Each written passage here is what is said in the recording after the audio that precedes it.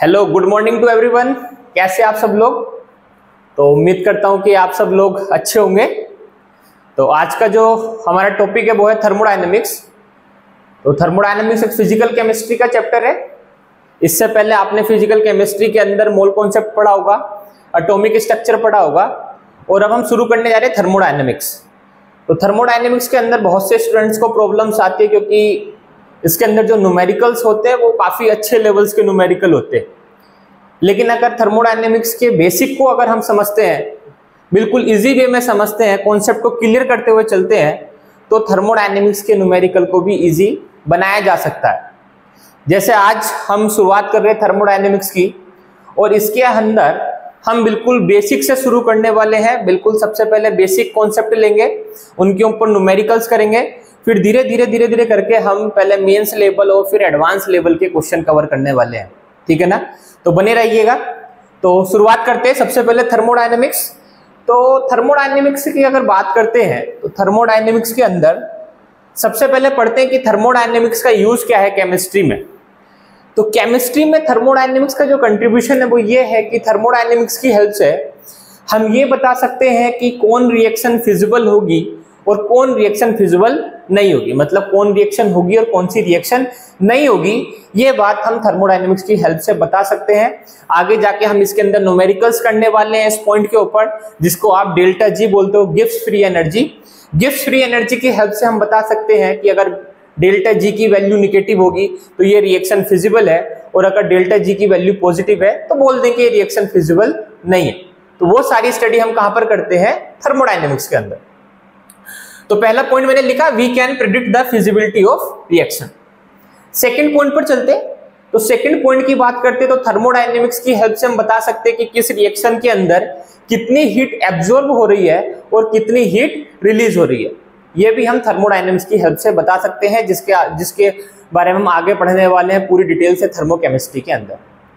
तीसरा, if a chemical reaction is going to be attain, then what will be the equilibrium concentration of different reactant and product। अगर किसी reaction के अंदर equilibrium achieve होने वाला है या इक्विलिब्रियम अचीव हो गया है, उस कंडीशन में रिएक्टेंट की और प्रोडक्ट की कंसंट्रेशन क्या होगी, ये भी हम थर्मोडायनेमिक्स की हेल्प से बता सकते हैं। तो थर्मोडायनेमिक्स की हमने पहले बात की है कि थर्मोडायनेमिक्स का यूज क्या है केमिस्ट्री के अंदर। फिजिबिलिटी हम बता सकते हैं, पहला पॉइंट। दूसरी पॉइंट है कि किसी रिएक्शन के अंदर कितनी एनर्जी रिलीज हो रही है और कितनी एनर्जी उसके अंदर एब्जॉर्ब होगी, ये भी हम थर्मोडायनेमिक्स की हेल्प से बता सकते हैं। और तीसरी हम बात करते हैं कि अगर किसी रिएक्शन के अंदर इक्विलिब्रियम अचीव होता है, उस रिएक्शन में इक्विलिब्रियम कंडीशन पर रिएक्टेंट की और प्रोडक्ट की कंसंट्रेशन क्या होगी, ये भी हम थर्मोडायनेमिक्स की हेल्प से बता सकते हैं। अब समझते हैं कि थर्मोडायनेमिक्स है क्या।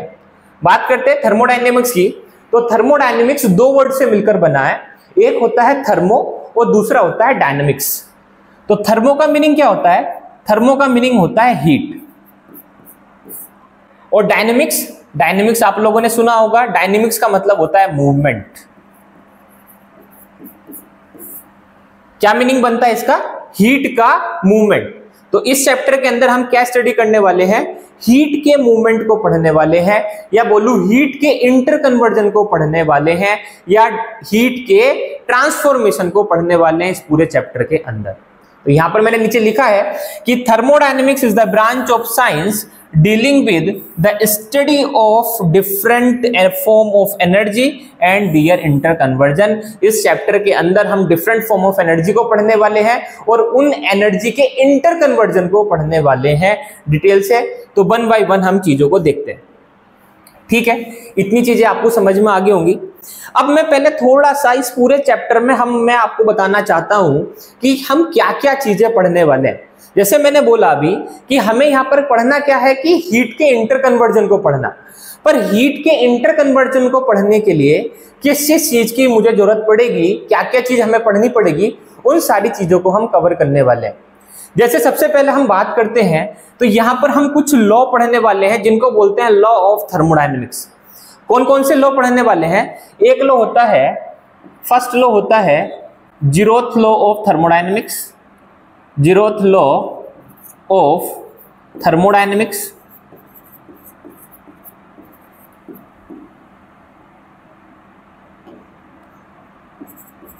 एक हम इसके अंदर पढ़ने वाले हैं फर्स्ट लॉ ऑफ थर्मोडायनेमिक्स, हम इसके अंदर पढ़ेंगे सेकंड लॉ ऑफ थर्मोडायनेमिक्स,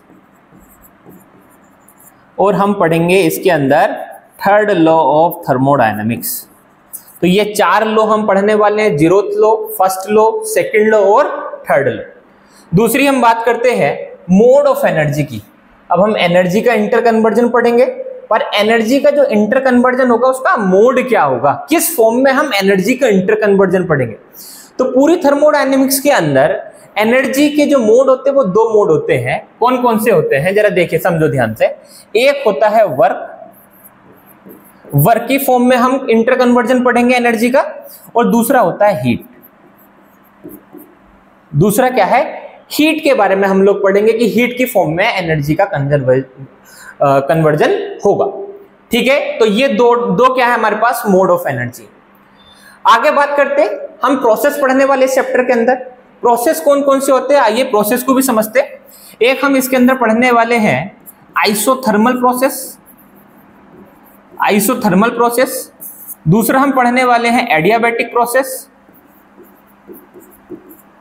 हम इसके अंदर पढ़ने वाले हैं आइसोबारिक प्रोसेस, और हम इसके अंदर पढ़ने वाले हैं आइसोकोरिक प्रोसेस।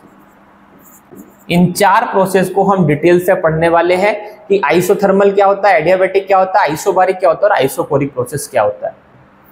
आगे बात करते हैं form of energy. Form of energy का मतलब क्या हुआ कि हम एक सिस्टम से दूसरे सिस्टम के अंदर एनर्जी का इंटर कन्वर्जन करेंगे, पर एक सिस्टम कुछ ना कुछ एनर्जी तो स्टोर करेगा। अब जो एनर्जी स्टोर करेगा वो किस फॉर्म में करेगा, उसको बोलते हैं फॉर्म ऑफ एनर्जी। तो कौन कौन सी फॉर्म होती है एनर्जी की, एक हम इसके अंदर पढ़ने वाले हैं इंटरनल एनर्जी, इंटरनल एनर्जी जिसको हम यू से डिनोट करेंगे। हम इसके अंदर पढ़ने वाले हैं एंथैल्पी, जिसको एच से डिनोट करेंगे। हम इसके अंदर पढ़ने वाले हैं Gibbs free energy, Gibbs free energy जिसको हम जी से डिनोट करें। ये क्या है, फॉर्म ऑफ एनर्जी। इनकी फॉर्म में एनर्जी क्या होगी, स्टोर होगी एक सिस्टम के अंदर। ठीक है, उसके बाद बात करते हैं हम वेरिएबल्स की। तो कौन कौन से हमारे पास यहाँ पर वेरिएबल्स होते, तो वेरिएबल्स हमारे पास होंगे प्रेशर, टेम्परेचर, वॉल्यूम, और हमारे पास नंबर ऑफ मोल्स भी वेरिएबल्स रहेंगे। बेसिकली अगर हम बात करते हैं थर्मोडायनेमिक्स, तो थर्मोडायनेमिक्स हम 2 टाइप के सिस्टम में पढ़ते हैं। सिस्टम के बारे में भी डिटेल्स हम आगे भी आएंगे, तो वहां पर हम पढ़ेंगे ओपन सिस्टम क्या होता है, क्लोज सिस्टम क्या होता है, अभी आगे जाके पढ़ेंगे। तो मैं अभी आपको बता देता हूं कि थर्मोडायनेमिक्स जो पढ़ते हैं वो ओपन सिस्टम के अलग पढ़ते, क्लोज सिस्टम के अलग पढ़ते। तो अभी जो हम थर्मोडायनेमिक्स पढ़ने वाले वो क्लोज सिस्टम की पढ़ने वाले। तो क्लोज सिस्टम के अंदर जो वेरिएबल्स होते हैं वो जनरली प्रेशर, टेम्परेचर और वॉल्यूम होते हैं, तो यहाँ पर हम मोल को कंसिडर नहीं चलेंगे। लेकिन अगर हम ओपन सिस्टम की थर्मोडायनेमिक्स पढ़ते तो ओपन सिस्टम की थर्मोडायनेमिक्स में जो वेरिएबल्स होते हैं वो प्रेशर, टेम्परेचर और वॉल्यूम के साथ साथ मोल्स भी हम इंक्लूड करते हैं। लेकिन अभी हम क्या पढ़ने वाले, अभी हम पढ़ने वाले हैं किसकी, क्लोज सिस्टम के लिए। तो क्लोज सिस्टम के लिए वेरिएबल्स प्रेशर, टेम्परेचर और वॉल्यूम्स होंगे। तो ये मैंने आपके सामने पूरा चार्ट बताया है, इस चार्ट को हम पढ़ने वाले डिटेल से। ये वो चार्ट है जिसकी हेल्प लगेगी हम लोगों को क्या करने के लिए, एनर्जी का इंटर कन्वर्जन को समझने के लिए कि एनर्जी का इंटर कन्वर्जन कैसे होगा, किस फॉर्म में होगा, किस फॉर्म में एनर्जी स्टोर होगी, कौन कौन से लॉ को फॉलो करेगी, कौन कौन से प्रोसेस होंगे और क्या क्या वेरिएबल्स होंगे। इन सारी चीजों की डिटेल्स हम पढ़ने वाले हैं। ठीक है, तो अब आगे चलते हैं। तो थर्मोडायनेमिक्स की हम कुछ बेसिक टर्म्स होते हैं, बेसिक टर्मिनोलॉजी को समझेंगे, जैसे सिस्टम क्या होता है, सराउंडिंग क्या होता है ना। तो ये कुछ बेसिक टर्मिनोलॉजी है। पहले बेसिक टर्मिनोलॉजी की बात कर लेते हैं। तो क्या क्या होते हैं बेसिक टर्म, सबसे पहले बात करते हैं system and surrounding. System and surrounding, तो समझते हैं कि सिस्टम क्या होता है और सराउंडिंग क्या होता है। तो सिस्टम क्या होता है कि यूनिवर्स का वो पार्ट होता है जिसके ऊपर हम ऑब्जर्वेशन कर रहे होते हैं या जिसकी इन्वेस्टिगेशन कर रहे होते हैं, उसको क्या बोलते हैं, सिस्टम बोलते हैं। और सिस्टम जैसे मैंने यहां पे लिखा है, ये system in the thermodynamics refer to that part of universe in which observation are made, जिसके ऊपर ऑब्जर्वेशन की जाती है उसको क्या बोलते हैं हम, सिस्टम बोलते हैं। And remaining universe are surrounding. तो बाकी जो है सिस्टम के अलावा यूनिवर्स में उसको क्या बोल देते हैं, सराउंडिंग बोल देते हैं। जैसे एग्जांपल के लिए मैं आपसे समझाता हूं कि जैसे हमारे पास कोई बीकर है और बीकर के अंदर वाटर है, तो जो बीकर है वो क्या हो गया, सिस्टम हो गया, और बीकर के अलावा जो भी कुछ होगा यूनिवर्स के अंदर वो उसकी क्या होगी, सराउंडिंग होगी। ये जैसे मैंने यहाँ पर एक डायग्राम से भी बनाया कि मान लीजिए मैं इतने पार्ट के ऊपर इन्वेस्टिगेशन कर रहा हूं, ये मेरे पास क्या हो जाएगा, सिस्टम हो जाएगा। और इसके अलावा जितना भी यूनिवर्स में होगा उसको हम किस में कंसीडर करते हैं, सराउंडिंग में कंसीडर करते हैं। और सिस्टम और सराउंडिंग को जो डिफरेंशिएट करते हैं उसको हम क्या बोलते हैं, बाउंड्री बोलते हैं।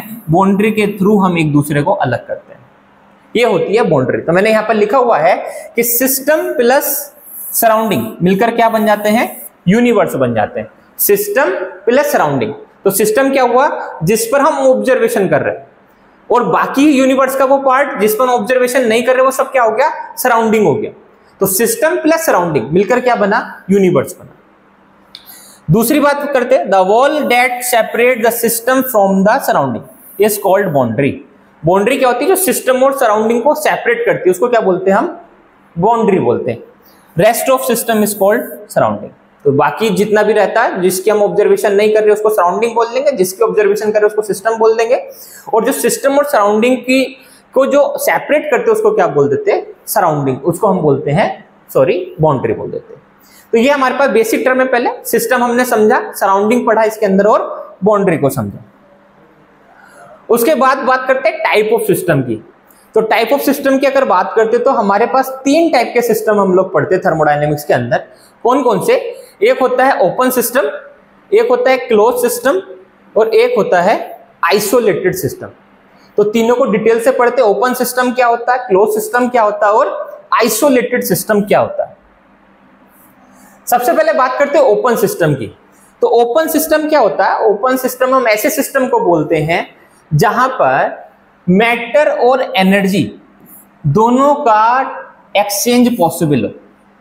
क्या बोला मैंने, सिस्टम, ओपन सिस्टम किनको बोलेंगे, जहां पर एनर्जी और मैटर दोनों को एक्सचेंज पॉसिबल हो। जैसे एग्जांपल के लिए समझिए, जैसे मैंने यहां पर एक फ्लास्क बना रखा है और ये एक ओपन फ्लास्क है इसका। तो ओपन फ्लास्क के अंदर क्या होगा, यहां पर मैंने इस तरीके से दिखा भी रखा। मान लीजिए सपोज करो इसके अंदर आपने वाटर को फिल कर दिया, ठीक है, और कोई हॉट वाटर हमने ले लिया। तो हॉट वाटर अगर हमने लिया तो होगा क्या कि अगर आपने जो है उसको 1 घंटे के लिए या 2 घंटे के लिए रखा तो वो हॉट वाटर का धीरे धीरे टेम्परेचर क्या हो जाएगा, कम हो जाएगा। इसका मतलब क्या हुआ, उसके अंदर की जो हीट हुई है क्या होगी, धीरे धीरे करके कम हो गई है। मतलब हीट का एक्सचेंज हो गया है किसके किसके बीच में, सिस्टम और सराउंडिंग के बीच में। दूसरा बात, यहां पर जो फ्लास्क बनाया गया है ये कैसा फ्लास्क है, ओपन फ्लास्क है। तो ओपन फ्लास्क से तो अगर आप देखोगे तो यहां पर ओपन फ्लास्क के अंदर सिस्टम और सराउंडिंग के बीच में मास का एक्सचेंज भी पॉसिबल होता है। मतलब अगर आप देखोगे तो आपने मान लीजिए इसके अंदर वाटर भर के रखा है ना, और अगर आप उसको देख रहे हो 2 दिन के बाद या 5 दिन के बाद अगर कुछ ऑब्जर्वेशन करते हो तो उसके अंदर क्या होगा, कुछ ना कुछ उसका अमाउंट क्या हो जाएगा, कम हो जाएगा। मतलब मास का क्या हुआ, एक्सचेंज हो गया। तो ऐसे सिस्टम जिनके अंदर मैटर और एनर्जी दोनों को एक्सचेंज पॉसिबल हो, ऐसे सिस्टम को क्या बोलते हैं, हम ओपन सिस्टम बोलते हैं। जैसे एग्जांपल के लिए मैंने लिखा है यहां पर, any open container is example of open system. जितने भी ओपन कंटेनर होंगे वो सारे क्या होंगे, एग्जांपल होंगे ओपन सिस्टम का। एग्जांपल जैसे coffee in open glass, coffee in open glass हो गया, hot water in open glass हो गया। ऑल लिविंग थिंग जितनी भी होती है वो सब क्या होती है, ओपन सिस्टम के अंदर आती है। क्लियर, ओपन सिस्टम रहेगा तो ऑब्वियस सी बात है कि उसके अंदर मास का एक्सचेंज तो पॉसिबल होगा, ठीक है। और जो हीट है तो ये तो बात बोलते ही है कि भाई हीट अगर आपने कुछ देर, जैसा मान लीजिए मैंने अभी एग्जांपल के लिए बताया कि आपने फ्लास्क के अंदर वाटर भर के रखा और कुछ देर के बाद आप देखोगे तो वो क्या हो जाता है। जैसे एक सिंपल एग्जांपल ले लेते हैं, आप सुबह सुबह नहाने जाते हैं, जैसे मान लीजिए सर्दियों का टाइम है और आप उसमें नहाने जाते हैं तो गर्म पानी में नहाते। बाई चांस आप क्या हो गए, नहाने में थोड़ा सा लेट हो गए, आपने बाल्टी के अंदर पानी भर के रख दिया और आप नहाने में लेट हो गए, ठीक है। गर्म पानी आपने रखा था नहाने के लिए, थोड़ी देर बाद आकर क्या देखोगे, पानी ठंडा हो गया। इसका मतलब क्या हुआ कि वहां पर हीट का ट्रांसफॉर्मेशन हो गया, हीट का एक्सचेंज हो गया किस किस के बीच में, सिस्टम और सराउंडिंग के बीच में। क्योंकि वो जो बाल्टी थी वो कैसी थी, ओपन थी, ओपन सिस्टम थी। क्लियर, इतनी बात समझ में आ गई। तो ओपन सिस्टम अपने को समझ में आ गया जहां पर एनर्जी और मैटर दोनों को एक्सचेंज पॉसिबल है। आगे चलते, सेकंड है हमारे पास क्लोज्ड सिस्टम।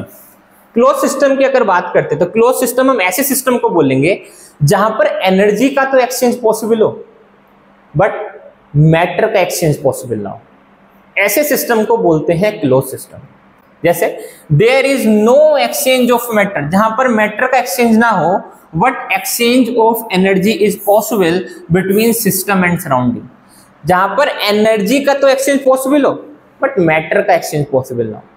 और मैंने अभी लास्ट स्लाइड में आपको बताया था कि अगर हमारे पास ओपन वेसल होगा कोई भी तो वहां पर मास का एक्सचेंज पॉसिबल होगा, लेकिन यहां पर मास का एक्सचेंज पॉसिबल नहीं है। इसका मतलब आपको क्या करना पड़ेगा, यहां पर क्लोज्ड वेसल लेना पड़ेगा। आपको क्या लेना पड़ेगा, क्लोज्ड वेसल लेना पड़ेगा। तो क्लोज्ड वेसल अगर आप कोई भी लेते हो तो उसके अंदर से मास का एक्सचेंज नहीं होगा। दूसरी बात करते हैं हीट की, तो हीट का तो ट्रांसफॉर्मेशन पॉसिबल है, हीट का एक्सचेंज पॉसिबल है। जैसे कॉफी इन क्लोज्ड वेसल या hot water in closed glass, जो भी लोग है, अगर आपने क्लोज्ड ग्लास भी लिया है तो उसके अंदर से मास का तो एक्सचेंज नहीं होगा, लेकिन हीट का एक्सचेंज को आप नहीं रोक सकते हो। अगर आपने एक क्लोज्ड वेसल के अंदर गर्म पानी को लिया है और अगर आप उसको 1 घंटे के बाद देखते हो तो वो ऑब्वियस सी बात है कि वो ठंडा हो जाएगा। क्लियर इतनी बात? तो यहां पर हम क्या बोलेंगे कि वहां पर हीट का एक्सचेंज हो गया सिस्टम और सराउंडिंग के बीच। This is closed system. ठीक है, उसके बाद क्लोज सिस्टम अपने को समझ में आया। बात करते हैं आइसोलेटेड सिस्टम की। तो आइसोलेटेड सिस्टम क्या होते हैं? आइसोलेटेड सिस्टम हम ऐसे सिस्टम को बोलते हैं जहां पर ना तो मैटर का एक्सचेंज पॉसिबल हो और ना ही वहां पर एनर्जी का एक्सचेंज पॉसिबल हो। ऐसे सिस्टम को बोलते हैं आइसोलेटेड सिस्टम। क्या बोलेंगे? Isolated system. क्या लिखा मैंने? There is no exchange of energy और matter between the system and surrounding, जहां पर सिस्टम और सराउंडिंग के बीच में ना तो मैटर का एक्सचेंज हो ना एनर्जी का एक्सचेंज हो। जैसे एग्जांपल के लिए मैंने एग्जांपल लिखा वाटर इन थर्मस फ्लास्क। तो थर्मोफ्लास्क के नाम से आपको एक चीज तो समझ में आ गई होगी, चाय ध्यान में आ गई होगी शायद। जितने भी चाय वाले आपने देखा होगा तो जब चाय रखते वो थर्मस फ्लास्क के अंदर ही रखते। तो थर्मस फ्लास्क के अंदर क्यों रखते हैं वो तो आपको पता ही कि जिससे चाय ज्यादा देर तक गर्म रह सके, है ना। तो वही उसका एग्जाम्पल भी है, क्योंकि उसके अंदर क्या होगा भाई, ऑब्वियस सी बात है वो क्लोज्ड रहता है। तो क्लोज्ड वेसल होने की वजह से उसके अंदर क्या होगा कि मास का एक्सचेंज नहीं होगा। और दूसरी बात क्या रहती है कि जो उसकी वॉल रहती है, ये देखिए आप, ये जो उसकी वॉल रहती है कैसी रहती है, एडियाबैटिक वॉल्स होती है। अभी आगे जाके आप डिटेल से पढ़ोगे एडियाबैटिक वॉल्स के बारे में भी। एडियाबैटिक वॉल्स वो होती हैं जिन वॉल से आप हीट का एक्सचेंज नहीं करा सकते हो। तो इसकी जो बाउंड्री होती है, जो वॉल होती है, उनसे आप हीट का एक्सचेंज नहीं करा सकते हो। और ये क्लोज रहती है तो ना ही तो मास का यहाँ पर एक्सचेंज हो सकता है और ना ही हीट का एक्सचेंज रह सकता है। ठीक है ना। कुछ बच्चों के मन में ऐसा सवाल आता है कि सर आप देखोगे तो 6 घंटे के बाद, 7 घंटे के बाद, या कुछ ऐसे लोग बोलते हैं कि 24 घंटे के बाद जो है धीरे धीरे करके चाय सर उसमें भी ठंडी हो जाती है। जैसा आपने सुना होगा अभी, है ना, आसपास कहीं चाय पीने गए होंगे या घर में भी ऐसा सुना होगा, हो जाता है। लेकिन वो बहुत क्या रहता है, उसको हम नेग्लिजिबल मान के चलते हो। वो कुछ चीजें डिपेंड करती हैं क्वालिटी के ऊपर, आपने किस क्वालिटी का लिया। लेकिन अगर आप आइडियल सिचुएशन लोगे, अगर एक आप ऐसा थर्मोफ्लास्क लोगे आइडियल वाला कि जहां पर नहीं हो सकता, तो वहां पर हीट का एक्सचेंज पॉसिबल नहीं होगा। ठीक है ना। बाकी सारी चीजें तो डिपेंड करती है कि आप किस क्वालिटी का थर्मस खरीदते हो। अगर आप लो क्वालिटी का खरीदोगे तो उसके अंदर आप देखोगे 2 घंटे 3 घंटे के अंदर भी चाय ठंडी हो जाती है। क्लियर, इतनी बात समझ में आ गई? ठीक है। उसके बाद आगे बात करते हैं। तो सिस्टम को हमने समझा, सिस्टम 3 टाइप के होंगे। कौन कौन से? एक ओपन सिस्टम, एक क्लोज सिस्टम और एक होता है आइसोलेटेड सिस्टम। ठीक है। बात करते हैं बाउंड्री की। तो बाउंड्री अपने को समझा, तो जो सेपरेट करता है सिस्टम और सराउंडिंग को उसको बाउंड्री बोलते हैं। बेसिकली बाउंड्री क्या होता है, बाउंड्री कई टाइप की होती है। हमने जैसे यहां पर लिखा रिजिड बाउंड्री और non rigid boundary. Rigid boundary और नॉन रिजिड बाउंड्री। तो रिजिड बाउंड्री किसको बोलेंगे? रिजिड बाउंड्री बोलेंगे जहां पर वॉल्यूम का एक्सचेंज पॉसिबल नहीं हो। जहां पर वॉल्यूम का एक्सचेंज पॉसिबल ना हो, ऐसी बाउंड्री को क्या बोलते हैं? रिजिड बाउंड्री बोलेंगे। जैसे मान लीजिए कोई सिस्टम है, और सिस्टम और सराउंडिंग के बीच में भी आपने पढ़ा कि मैटर का एक्सचेंज हो जाता है, हीट एक्सचेंज हो जाती है ना। तो ऐसी बाउंड्री जहां से वॉल्यूम का एक्सचेंज ना हो, उनको बोलते हैं रिजिड बाउंड्री। और नॉन रिजिड बाउंड्री किनको बोलेंगे? जहां पर वॉल्यूम का एक्सचेंज पॉसिबल हो, ऐसे को बोलेंगे नॉन रिजिड बाउंड्री। क्लियर, इतनी बात आगे समझ में? ठीक है, आगे बात करते रियल बाउंड्री और इमेजिनरी बाउंड्री। रियल बाउंड्री क्या होती है? जो क्लोज्ड वेसल की बाउंड्री होती है, जो क्लोज्ड वेसल की बाउंड्री होंगी उनको क्या बोल देंगे हम? रियल बाउंड्री बोलेंगे, या बोलो जिनसे मैटर या जिनसे मास का एक्सचेंज नहीं हो सकता उनको क्या बोल देंगे हम? रियल बाउंड्री बोल देंगे। और इमेजिनरी बाउंड्री किसकी होंगी? जो भी ओपन वेसल होगा, ओपन वेसल की जो बाउंड्री होंगी उनको क्या बोल देंगे हम? इमेजिनरी बाउंड्री बोल देते हैं, या बोले जिनसे मास का एक्सचेंज हो सकता है उनको इमेजिनरी बाउंड्री बोलते हैं। ऐसे एक होता है डायाथर्मल बाउंड्री और एडियाबैटिक बाउंड्री। डायाथर्मल बाउंड्री किसको बोलते हैं? ऐसी बाउंड्री जिनसे हीट का एक्सचेंज पॉसिबल हो, ऐसी बाउंड्री जिनसे हीट का एक्सचेंज पॉसिबल हो, ऐसी बाउंड्री को बोलेंगे डायाथर्मल बाउंड्री। और एडियाबैटिक बाउंड्री किसको बोलते हैं? जहां पर हीट का एक्सचेंज पॉसिबल ना हो, ऐसी बाउंड्री को बोलेंगे हम लोग एडियाबैटिक बाउंड्री। जैसे मैंने अभी आपको एग्जांपल के लिए भी समझाया था, यहाँ पर जो आइसोलेटेड सिस्टम में समझाया था कि आइसोलेटेड सिस्टम में ना मास का एक्सचेंज होता है ना हीट का। तो क्यों? क्योंकि जो इसकी बाउंड्री होती है ये बाउंड्री कैसी होती है? एडियाबैटिक बाउंड्री होती है। एडियाबैटिक बाउंड्री के अंदर हीट का एक्सचेंज नहीं हो सकता। आई होप आपको ये सारी चीजें समझ में आ गई होंगी। कौन कौन सी बाउंड्री हमने पढ़ी? रिजिड बाउंड्री पढ़ी हमने, नॉन रिजिड पढ़ी, रियल पढ़ी, इमेजिनरी पढ़ी, डायाथर्मल पढ़ा और एडियाबैटिक पढ़ा। क्लियर इतनी बात? आगे चलते, वेरी गुड। आगे बात करते हैं स्टेट ऑफ मैटर की। स्टेट ऑफ मैटर की अगर हम बात करते हैं, क्या होता है स्टेट ऑफ मैटर? देखिए भाई, समझिए ध्यान से। स्टेट ऑफ मैटर ऐसा समझिए, सबसे पहले मैं अपनी बात करता हूं। मान लो आपको बतानी है कि मेरी स्टेट क्या है। तो मेरी स्टेट क्या है? जैसे आपको अगर मेरी स्टेट बतानी होगी तो आप बताओगे कि मैं क्या है कि बोर्ड के सामने खड़ा हूं, मेरे हाथ में क्या है? स्टाइलस है और मेरे हाथ में वॉच है। तो ये सब क्या है? मेरी स्टेट है। ऐसी सेम क्या होता है कि सिस्टम की भी एक स्टेट होती है।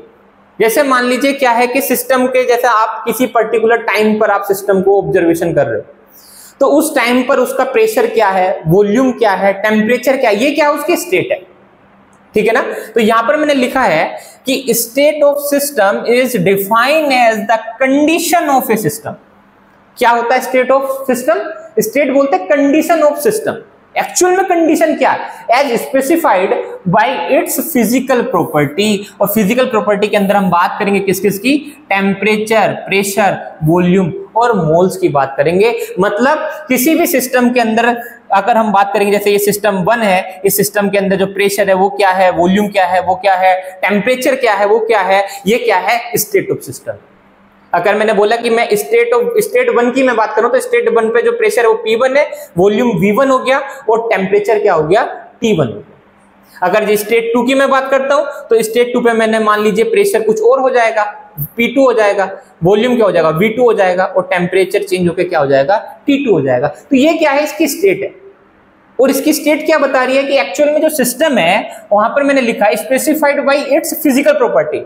उसकी फिजिकल प्रॉपर्टी क्या है? मतलब प्रेशर क्या है, वॉल्यूम क्या है, टेम्परेचर क्या है, ये क्या बताती है? स्टेट को बताती है सिस्टम। क्लियर? तो ये स्टेट 1 है। स्टेट 1 मैंने बताया प्रेशर P1 हो सकता है, V1 कुछ भी हो सकता है, रैंडम वैल्यू कुछ भी हो सकती है। तो ये किसको डिफाइन करती है? ये तीनों चीज आपको स्टेट को बताते हैं कि सिस्टम का स्टेट क्या है। ठीक है, आगे चलते हैं। उसके बाद अब समझते हैं स्टेट फंक्शन और पाथ फंक्शन। अभी हमने सिस्टम पढ़ा, सराउंडिंग पढ़ा, स्टेट ऑफ सिस्टम के बारे में पढ़ा। अब हम पढ़ने जा रहे हैं स्टेट फंक्शन और पाथ फंक्शन के बारे में। चलिए आइए समझते हैं क्या होते हैं स्टेट फंक्शन और पाथ फंक्शन। सबसे पहले बात करते हैं स्टेट फंक्शन की। तो स्टेट फंक्शन की अगर बात करेंगे तो स्टेट फंक्शन में मैंने क्या लिखा है? Those function which depends only on the state of system. किसको बोलते हैं स्टेट फंक्शन? स्टेट फंक्शन ऐसे फंक्शन को बोलते हैं जो सिर्फ किसके ऊपर डिपेंड करते हैं? स्टेट ऑफ मैटर के ऊपर डिपेंड करते हैं, स्टेट ऑफ सिस्टम के ऊपर डिपेंड करते हैं। स्टेट ऑफ सिस्टम क्या होता है? प्रेशर क्या होता है, टेम्परेचर क्या है और वॉल्यूम क्या है, उनको क्या बोलेंगे? स्टेट फंक्शन हम बोलते हैं। जैसे एग्जांपल के लिए मैं आपको समझाता हूं। आगे मैंने लिखा है एक note on how it is reached. मतलब जैसे मान लीजिए सिस्टम 1 है ना, सिस्टम 1 है और सिस्टम ए का जो टेम्परेचर वो T1 मैंने लिख दिया यहाँ पे, प्रेशर मान लीजिए मैंने P1 है यहाँ पर और वॉल्यूम मैंने लिख दिया V1। अब आप सिस्टम 1 से सिस्टम B में जा रहे हो, सिस्टम B में जा रहे हो जहां पे जो टेम्परेचर है वो T2 मान लीजिए, प्रेशर P2 मान लीजिए और वॉल्यूम क्या हो गया V2 को मान लीजिए। अब जब आप सिस्टम ए से सिस्टम बी में जा रहे हो तो जो टेम्परेचर का चेंज है वो सिर्फ किसके ऊपर डिपेंड करना चाहिए, इनिशियल स्टेट और फाइनल स्टेट के ऊपर डिपेंड करना चाहिए।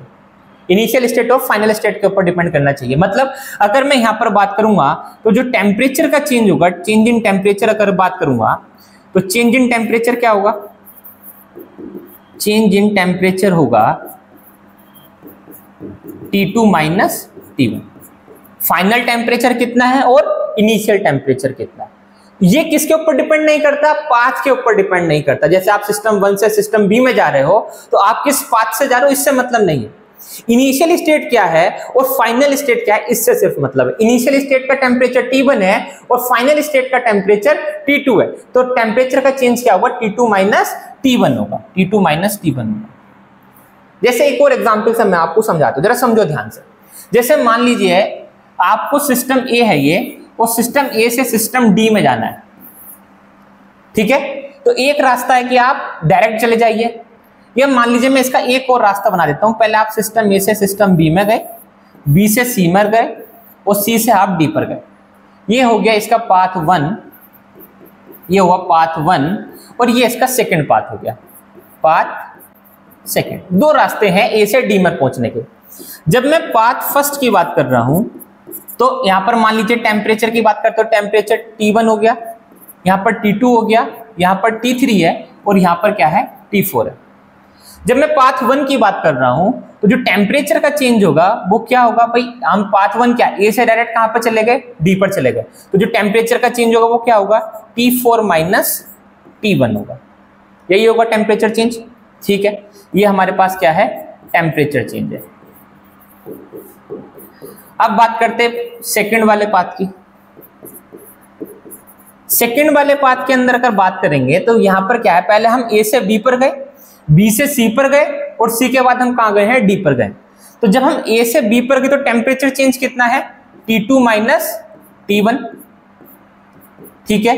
जब हम बी से सी पर गए तो टेम्परेचर चेंज कितना है, T3 minus T2, T3 minus T2। और जब हम सी से डी पर पहुंचे तो वहां पर टेम्परेचर चेंज क्या है, T4 माइनस T3। अब बात कर लेते हैं इनके, तो ये कितना आएगा, T2 minus T1 plus T3 minus T1 T2 plus T4 minus T3। तो बात करेंगे तो ये T2 में से T2 कट जाएगा यहाँ पर, और जी तुम्हारे क्या क्या कट जाएगा, T3 से T3 कट जाएगा और बचेगा क्या, T4 माइनस T1। ये क्या है, यहाँ पर टेम्परेचर चेंज आया।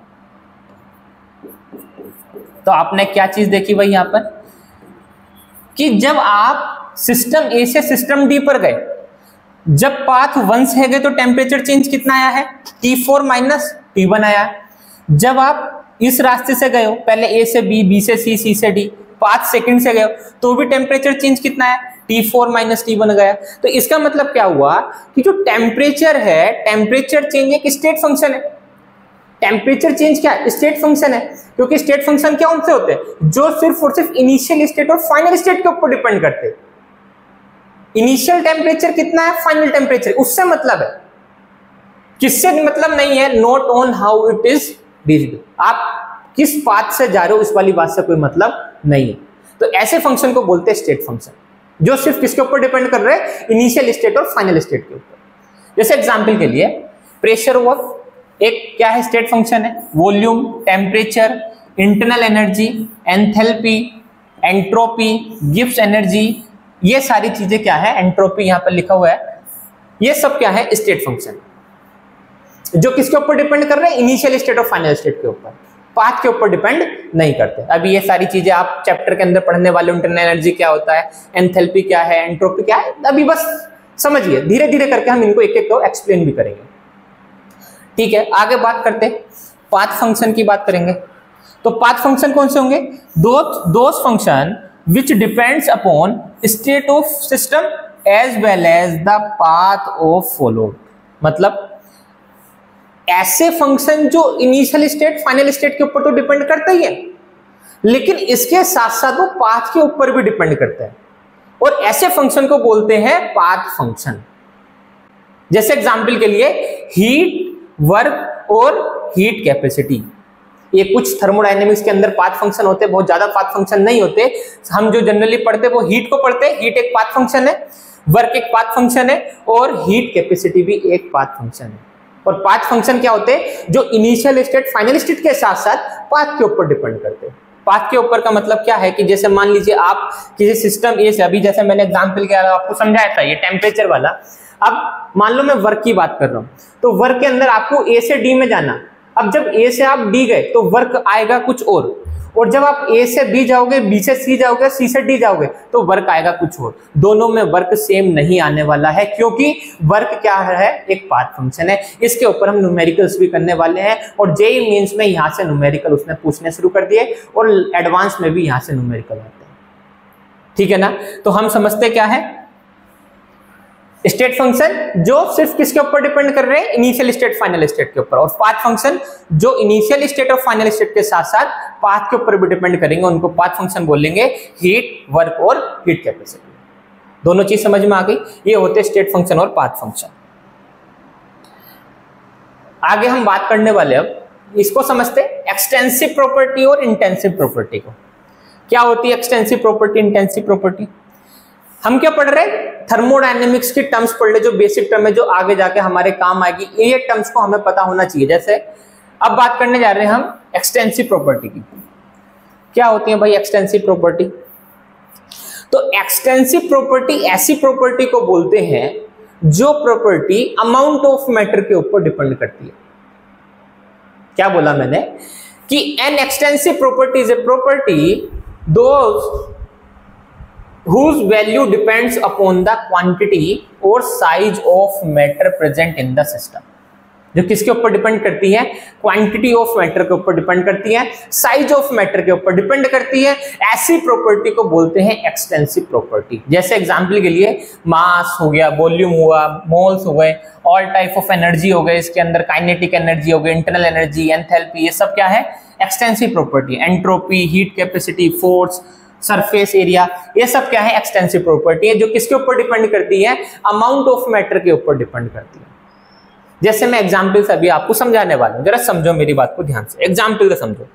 बड़ा बेसिक चीज मैं आपको समझाता हूं। जैसे मान लीजिए ये मैंने यहां पर एक बॉक्स बनाया और इस बॉक्स के ऊपर मैंने यहां पर आपको तीन चीजें बताई इस बॉक्स से रिलेटेड, कि इस बॉक्स का जो मास है वो 300 ग्राम है, इस बॉक्स का जो टेम्परेचर है वो 300 डिग्री सेल्सियस है, और इस बॉक्स का जो वॉल्यूम है वो मैंने आपको बता दिया कि 300 ml। ठीक है ना? मैंने ये तीन चीज जनरली ऐसी ले ली, मास ले लिया, वॉल्यूम ले लिया और यहाँ पर टेम्परेचर ले लिया।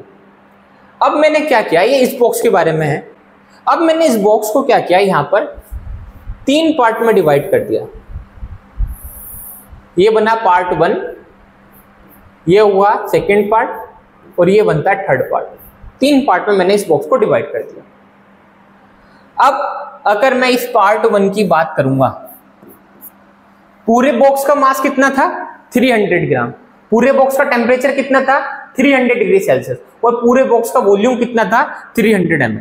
अब मैंने इस बॉक्स को क्या किया? तीन पार्ट के अंदर डिवाइड कर दिया। अब आ जाते हैं फर्स्ट पार्ट के अंदर। फर्स्ट पार्ट का मास कितना होगा? तो भाई अगर पूरे का मास अगर 300 ग्राम है तो अगर मैंने इसका 1/3 कर दिया तो इसका मास कितना हो जाएगा? 100 ग्राम हो जाएगा। क्लियर? दूसरी बात करते हैं, टेम्परेचर की बात करेंगे। टेम्परेचर कितना हो जाएगा बताइए?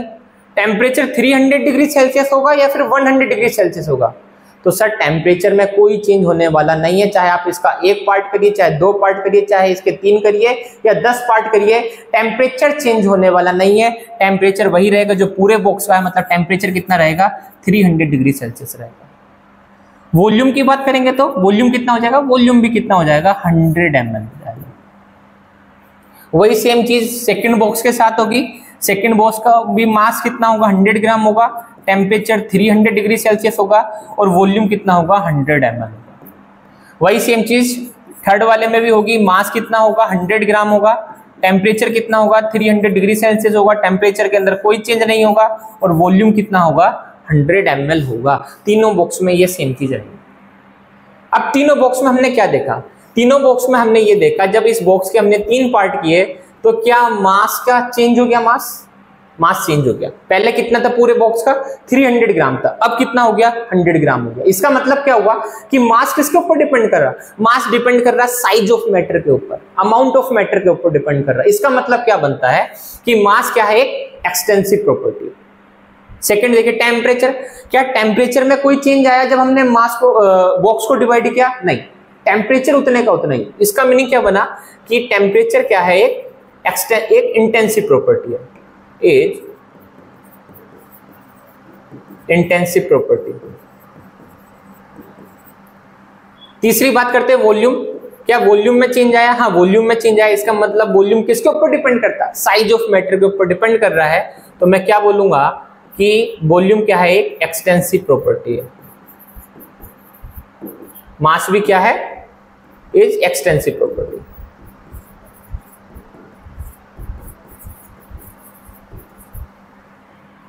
तो क्या चीज हमने यहां से समझी, बिल्कुल बेसिक चीजें मैंने आपको समझाई। तो हमने क्या समझा कि भाई एक्सटेंसिव प्रॉपर्टी ऐसी प्रॉपर्टी को बोलते हैं जो क्वांटिटी और साइज ऑफ मैटर के ऊपर डिपेंड करती है, उसको बोलेंगे एक्सटेंसिव प्रॉपर्टी। जैसे एग्जांपल के लिए समझेंगे mass, volume, mole, all type of energy, entropy, सब क्या है, एक्सटेंसिव प्रॉपर्टी है, मास के ऊपर डिपेंड करती है, साइज के ऊपर डिपेंड करती है। और इंटेंसिव प्रॉपर्टी कौन सी हो जाएंगी, इंटेंसिव प्रॉपर्टी बोलेंगे। And intensive property is a property which do not depend upon the quantity और साइज ऑफ मैटर, जो क्वांटिटी और साइज ऑफ मैटर के ऊपर डिपेंड नहीं करती है, ऐसी प्रॉपर्टी को बोलते हैं इंटेंसिव प्रॉपर्टी। ठीक है, are known as intensive property. जैसे एग्जांपल के लिए अभी हमने टेम्परेचर तो पढ़ा ही है, टेम्परेचर हुआ, डेंसिटी हुआ, pressure, viscosity, surface tension, molar volume, specific heat capacity, pH value, concentration और रिफ्रैक्टिव इंडेक्स, ये सब क्या है, इंटेंसिव प्रॉपर्टी है जो कि मास और साइज के ऊपर डिपेंड नहीं करती है। क्लियर, इतनी बात समझ में आ गई, एक्सटेंसिव प्रॉपर्टी, इंटेंसिव प्रॉपर्टी। ठीक है, उसके बाद एक नोट पॉइंट की हम बात करेंगे। नोट पॉइंट क्या है कि extensive properties are additive in nature and intensive property are non additive in nature. Extensive properties are additive in nature और intensive property are non additive in nature. जैसे example के लिए समझो, अभी जैसे मैंने यहां पर ये बताया था आपको कि भाई ये 3 बॉक्स है और 3 बॉक्स को जोड़ने पर क्या हुआ, 3 बॉक्स को जोड़ने पर एक बॉक्स बन रहा है। और 3 बॉक्स का बात करूंगा तो इसका मास 100 ग्राम है, इसका 100 ग्राम है, इसका 100 ग्राम है, तो पूरे बॉक्स का मास कितना हो जाने वाला है, 300 ग्राम हो जाने वाला है। लेकिन अगर टेम्परेचर की बात करेंगे तो टेम्परेचर इसका 300 है, इसका भी 300 है, इसका भी 300 है, तो क्या मैं तीनों को जोड़ दूंगा तो 900 डिग्री सेल्सियस मास नहीं है ना मेरे पास, मास तो कितना ही है, 300 है। इसका मतलब क्या है कि इंटेंसिव प्रॉपर्टी को आप ऐड नहीं कर सकते, इंटेंसिव प्रॉपर्टी एडिटिव नेचर की नहीं होती। सेकंड, वॉल्यूम को देख लो, वॉल्यूम इसका 100 ml है, इसका 100 ml है, इसका 100 ml है, और अगर तीनों को ऐड कर दोगे तो कितना बन जाएगा, ये 300 ml बन जाएगा, और जो कि पूरे बॉक्स का वॉल्यूम। पर वॉल्यूम क्या है, एक एक्सटेंसिव प्रॉपर्टी है। मास क्या है, एक्सटेंसिव प्रॉपर्टी, और एक्सटेंसिव प्रॉपर्टी एडिटिव नेचर की होती है, उनको जोड़ा घटाया जा सकता है। लेकिन जितनी भी इंटेंसिव प्रॉपर्टी होती है वो एडिटिव नेचर की नहीं होती है, जैसे मैंने यहां पर लिखा है, additive and non additive. Clear, इतनी बात समझ में आ गई। एक्सटेंसिव प्रॉपर्टी एडिटिव नेचर की होती है, intensive property non additive nature की होती है। अब कुछ और चीजों को समझते हैं। जैसे मैंने यहां पर लिखा है, बड़ा बेसिक सी चीजें हैं। जैसे मान लीजिए x और y है ना, x और y कोई भी 2 टर्म्स हैं यहां पर, एक्सटेंसिव है, ठीक है। तो अगर मैं 2 एक्सटेंसिव को ऐड कर देता हूं, ये x है और ये y है, एक्सटेंसिव प्रॉपर्टी है दोनों, और 2 एक्सटेंसिव प्रॉपर्टी को अगर मैं ऐड करता हूं तो ऐड करने पर एक एक्सटेंसिव प्रॉपर्टी ही मिलता है। अगर 2 एक्सटेंसिव प्रॉपर्टी को मैं ऐड करता हूं तो क्या बनेगा, एक्सटेंसिव प्रॉपर्टी बनेगा। या फिर यहीं पर अगर मैं 2 एक्सटेंसिव प्रॉपर्टी को सब्सट्रैक्ट करता हूं तो क्या बनने वाला है, एक्सटेंसिव प्रॉपर्टी बनने वाला है, ठीक है। सेम चीज यहां पर भी है, इंटेंसिव प्रॉपर्टी का अगर मैं एडिशन करूंगा तो क्या बनेगा, एक इंटेंसिव प्रॉपर्टी बनेगा, और दोनों का अगर डिफरेंस निकालूंगा वो भी क्या बनेगा, इंटेंसिव प्रॉपर्टी बनेगा। तो ये तो नॉर्मल सी चीज है। लेकिन यहां पर खास बात क्या है, खास बात अब आ जाती है यहां पर this is the important point. जब आप एक एक्सटेंसिव प्रॉपर्टी को दूसरी एक्सटेंसिव प्रॉपर्टी से डिवाइड करते हो तो एक इंटेंसिव प्रॉपर्टी बन जाता है। जब एक एक्सटेंसिव प्रॉपर्टी को किसी दूसरी एक्सटेंसिव प्रॉपर्टी से डिवाइड करते हो तो एक इंटेंसिव प्रॉपर्टी बन जाता है। जैसे एग्जांपल के लिए मैं आपको समझाता हूं।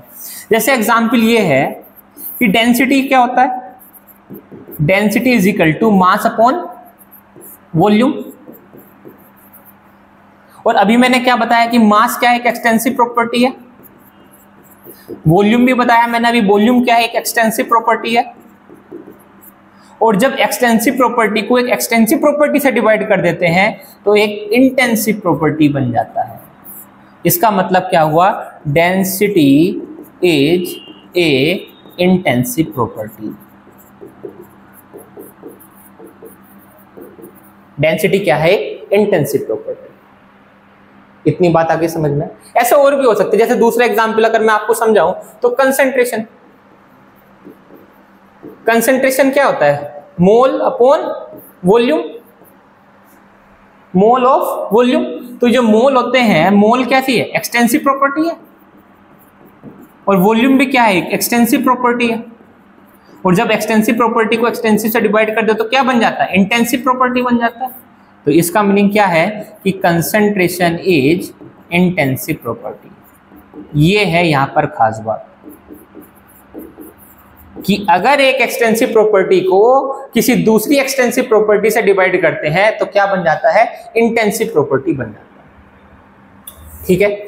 और यहां पर बात करते तो इंटेंसिव प्रॉपर्टी में जब x और y दोनों इंटेंसिव प्रॉपर्टी हैं तो यहां पर x और y अगर इंटेंसिव प्रॉपर्टी है और एक इंटेंसिव प्रॉपर्टी को दूसरी इंटेंसिव प्रॉपर्टी से डिवाइड किया जाता है तो एक इंटेंसिव प्रॉपर्टी ही बनता है, यहां पर चेंज नहीं होता है।